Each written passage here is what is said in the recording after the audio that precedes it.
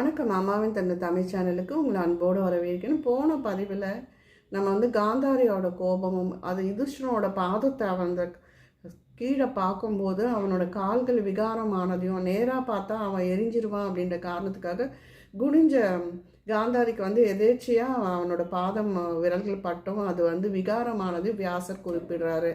இப்போ அடுத்தது யுதிஷ்டனுக்கு நாரதர் கர்ணனை பற்றி சொல்லிட்டு இருக்காரு.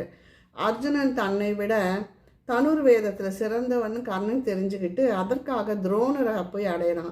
அடைந்து தனக்கு பிரம்மாஸ்திரத்தை உபதேசி தரும்படி துரோணர்கிட்ட கேட்குறான் கர்ணன். அவர் அது தன்னால் முடியாது, ஒழுக்கம் தவறாத பிராமணன் இல்லைன்னா சத்திரியன், பெரும் தவம் புரிந்து சுத்தமடைந்த சத்திரியன் இருவரும் இதையும் அடைய முடியும்னு சொல்லிட்டாரு பிரம்மாஸ்திரத்தை. பிறகு கர்ணன் மகேந்திர மலைக்கு சென்று பரசுராமரை ஏமாற்றி தான் பிராமணன் என்று சொல்லி அவரிடம் சீடனாக அமர்ந்து தனுர்வேதமும் அஸ்திரங்களையும் கற்றுக்கொண்டான். ஆனால் ஒரு நாள் தனியாக விற்பயிற்சி செய்து கொண்டிருந்த சமயம் அந்த ஆசிரமத்துக்கு சமீபத்தில் ஒரு பிராமணருடைய பசு தற்செயலாக அடிபட்டு இறந்து விட்டது.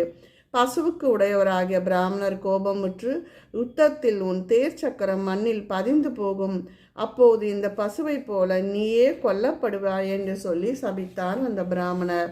பரசுராமர் கர்ணனிடம் மிகுந்த அன்பு கொண்டு எல்லாவித பயிற்சியும் பிரம்மாஸ்திரத்தை உபயோகிக்கும் முறையும் நிவர்த்தி முறையும் உட்பட உபதேசித்திருந்தார். ஒரு நாள் அவர் அந்த மாணவன் பிராமணன் அல்ல என்று கண்டுபிடித்து விட்டார். ஒரு புழு கர்ணனுடைய தொடையை கடித்து துளைத்து கொண்டிருந்தும் வெகு நேரம் அதை பொறுத்து கொண்டும் கொஞ்சமும் அசையாமல் தன் தொடை மேல் தலை வைத்து தூங்கிக் கொண்டிருந்த பரசுராமரையும் எழுப்பாமல் இருந்தான். பிறகு இரத்தம் ஓடி பெருகி அவரை எழுப்பிற்று. பரசுராமன் எழுந்து கர்ணனை பார்த்து, மூடனே, இத்தகைய சகிப்புத்தன்மை சத்திரியன் படைத்திருப்பான். உண்மையை சொல், நீ பிராமணன் அல்ல, என்னை ஏமாற்றி விட்டாய். என்னிடம் நீ கற்றுக்கொண்ட வித்தை மரண காலத்தில் உன் நினைவுக்கு வராது என்று சபித்து விட்டார். கர்ணனுடைய சகிப்புத்தன்மையே அவன் சத்திரியன் என்பதை காட்டிவிட்டது. பரசுராமர் சத்திரியர்கள் மேலே அவர் மிகுந்த கடாத்திரம் கொண்டவர். கர்ணன் மகா கொடையாளி.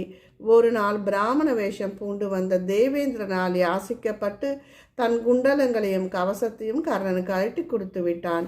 தெய்வசக்தி பொருந்திய குண்டலங்களையும் உடன் பிறந்த கவசத்தையும் கொடுத்துவிட்டு கர்ணன் மேலும் பலவீனமடைந்தான்.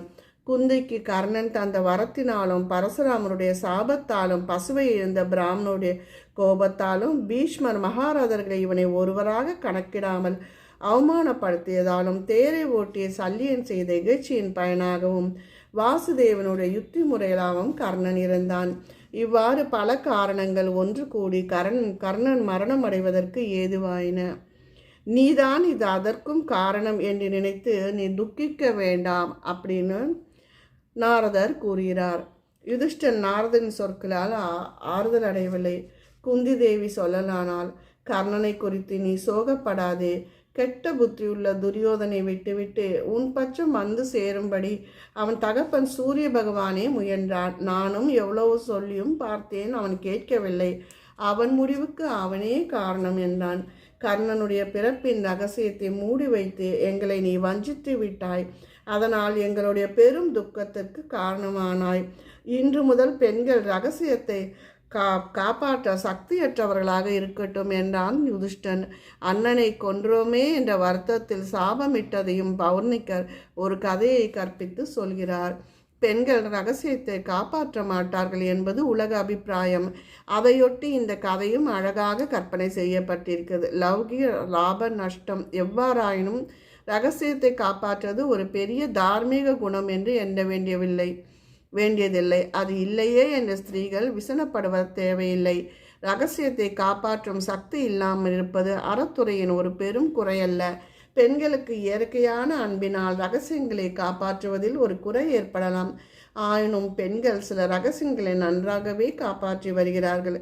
தவிர ஆண் மக்கள் எல்லோருமே இந்த சாமர்த்தியத்தை பெற்றிருக்கிறார்கள் என்று சொல்ல முடியாது. பயிற்சி பேதத்தினாலும் தொழில் பேதத்தினாலும் உண்டாகும் வித்தியாசங்களின் ஆண்களின் குணம் பெண்களின் குணம் என்று பிரித்து சொல்லிவிடுவதுதான் உலக இயல்பாகும். நம்மளுடைய பந்துக்களை கொன்றோம் என்று எண்ணி யுதிஷ்டன் மனம் வாடினான். துறவு பூண்டு வனம் சென்றால்தான் இந்த பாவம் நீங்கும் என்று தீர்மானித்து சகோதரர்களே, ராஜ்யத்திலாவது போகங்களிலும் எனக்கு பிரயோஜனமில்லை. இந்த பூமியை நீங்களே ஆளுங்கள், நான் வனம் போகிறேன் என்றான் யுதிஷ்டிரன்.